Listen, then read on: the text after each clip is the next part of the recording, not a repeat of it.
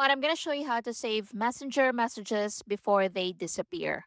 First, open Messenger and go to the chat with disappearing messages are enabled. Now, in here, look for the timer or disappearing messages label at the top of the conversation. Once the timer runs out, the messages will automatically delete, so you'll need to save them before that happens. So, here are the easiest ways to keep a copy. So, first, you can take screenshots of important messages. So, just click the power button and the upper volume button. So, hold it to take a screenshot. Next, you can also copy and paste the text into Notes or another app.